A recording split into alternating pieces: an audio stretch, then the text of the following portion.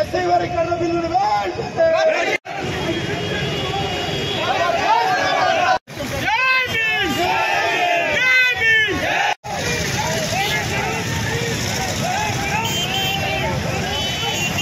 down CM खबरदार रेवंत रेड्डी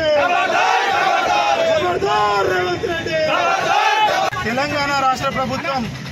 అసెంబ్లీలో తీర్మానం చేసిందో ఎస్సీ వర్గీకరణ పైన ఆ బిల్లును వెంటనే ఉపసంహరించుకోవాలని ఆ ఎస్సీ వర్గీకరణ బిల్లులో తెలంగాణ రాష్ట్రంలోని మాల ఉపకులాల అందరికీ కూడా తీవ్ర అన్యాయం జరిగింది ఆ అన్యాయాన్ని నిరసిస్తూ ఈ రోజు నిర్మల్ జిల్లాలో నిర్మల్ పట్టణ కేంద్రంలో నిర్మల్లోని మాలలందరూ కలిసి ఎస్సీ వర్గీకరణ వ్యతిరేక పోరాట సమితి మాల మహానాడు మాల సంక్షేమ సంఘం ఆధ్వర్యంలో ఈ రోజు రోస్తారోకో చేయడం జరుగుతుంది మిత్రులారా ఏదైతే తెలంగాణ రాష్ట్ర ప్రభుత్వం అసెంబ్లీ తీర్మానం చేసిందో దాన్ని ముఖ్యమంత్రి రేవంత్ రెడ్డి వెంటనే రద్దు చేసి ఆ బిల్లును ఉపసంహరించుకోవాలని మేము ఈ ముఖ్యమంత్రి గారికి తెలియజేస్తున్నాం ఈరోజు మేము మాలల తరఫున ముఖ్యమంత్రిని ప్రశ్నిస్తా ఉన్నాం ఎందుకంటే మీరు మొన్న నిర్వహించినటువంటి సర్వేలో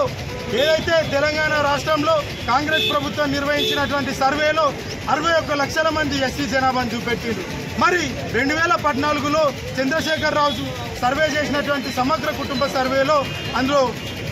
64 లక్షల మందిని చూపెట్టడం జరిగింది మరి 14కు 24కు మధ్యలో 10 లక్షల మంది మాలలు ఎస్సీలు ఏమైపోయారని ఇలా ఎస్సీలందరినీ ముఖ్యమంత్రి రేవంత్ రెడ్డి ఏ బొందల గట్టులో బొందబెట్టాడో ఈ తెలంగాణలో ఉన్నటువంటి మాలలందరికీ ఎస్సీలందరికీ సమాధానం చెప్పుకోవాల్సినటువంటి అవసరం ఉంది ఉమ్మడి ఆంధ్రప్రదేశ్లో చేసినటువంటి 2011 జనాభా లెక్కల్లో మాలలకు తీవ్ర అన్యాయం జరిగింది అందులో మాలల యొక్క జనాభా శాతాన్ని తగ్గించి చూపెట్టడం జరిగింది కాబట్టి ఈ వర్గీకరణ అనేదే సుప్రీంకోర్టు ఇచ్చినటువంటి తీర్పే ఇది పూర్తి రాజ్యాంగానికి విరుద్ధమైనటువంటి తీర్పు బాబాసాహెబ్ అంబేద్కర్ రాజ్యాంగంలో ఆర్టికల్ 340 సవరించాలా ఆర్టికల్ 340 సవరించాలంటే పార్లమెంట్లో చట్టం తీసుకురావాలా పార్లమెంట్లో చట్టం తీసుకొచ్చిన తర్వాతనే